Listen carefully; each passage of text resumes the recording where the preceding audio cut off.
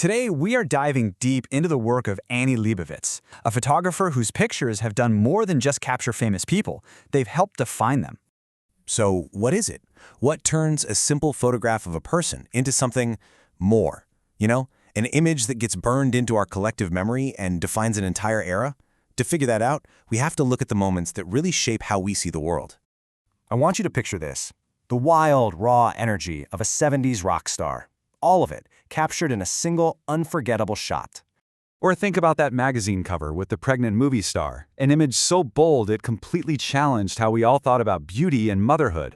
Or even a rare, humanizing glimpse of one of the most famous women in the world, the Queen, in her own home. Right. These pictures didn't just happen by accident. They were meticulously crafted.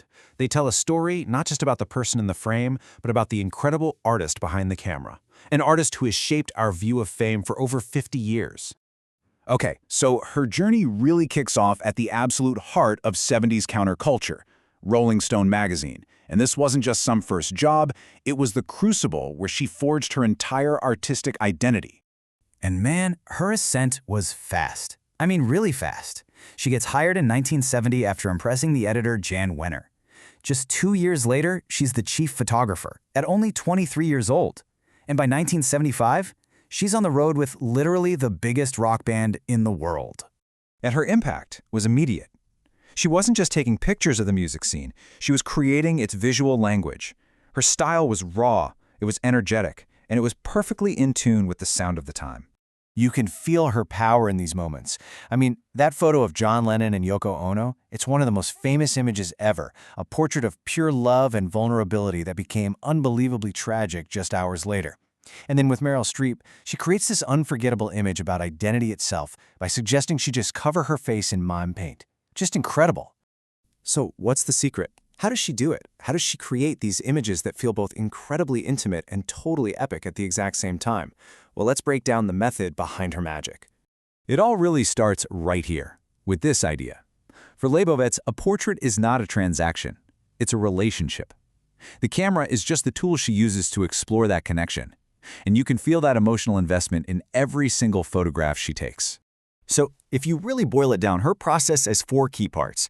First, she creates intimacy. She'll spend hours, sometimes days, with her subjects just to build trust. Second, that lighting. It's super cinematic, almost like an old painting. Third, everything in the photo tells a story. The pose, the clothes, the location, all of it. And finally, it's a true collaboration. Her subjects are partners in creating the final image. Just look at this portrait of Angelina Jolie. You can see all those pieces working together perfectly. The lighting is so dramatic, right? It just carves out her features. Her gaze is so direct, so intimate, and that comes from building that trust. It's a simple photo, but wow, does it tell a powerful story. But of course, her method kept evolving. In 1983, Leibovitz made a huge move from Rolling Stone to Vanity Fair. This took her from the gritty, chaotic world of rock and roll to the absolute heights of global culture, where she was photographing presidents, movie stars, and even royalty. And the change in her style during this time is just striking. That raw, almost documentary feel from her Rolling Stone days, it gives way to something much more theatrical, more polished at Vanity Fair. The shoots got bigger, the ideas got more ambitious, and the photos themselves became these massive cultural statements. And in that journey, one year in particular really stands out. It was a turning point, not just for her, but for photography and pop culture as a whole. In 1991, 2 major things happened. First, Annie Leibovitz became the first woman ever to have a solo exhibition at the National Portrait Gallery. That's a huge deal. And then, that same year, she shot that legendary cover of a pregnant Demi Moore for Vanity Fair. That image was bold, it was controversial, and it was a total game changer. It forever changed how pregnancy was seen in public. But when you look at her whole career, Leibovitz's work is so much more than just a collection of beautiful pictures of famous people. Her legacy is about something much, much deeper. Her body of work is really a chronicle of our culture. She hasn't just held up a mirror to our times, she has actively shaped them. Her portraits have defined how we see our icons, and in the process they've become iconic themselves. And this quote from her really says it all. For Leibovitz, there's no line between her life and her art. Her professional jobs, her personal photos, it's all woven together into one single amazing story. So that leaves us with a pretty powerful question, especially today, in an age where we're all constantly taking pictures.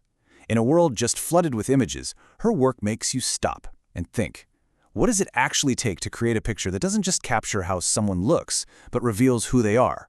What does it mean not just to look at someone, but to truly see them?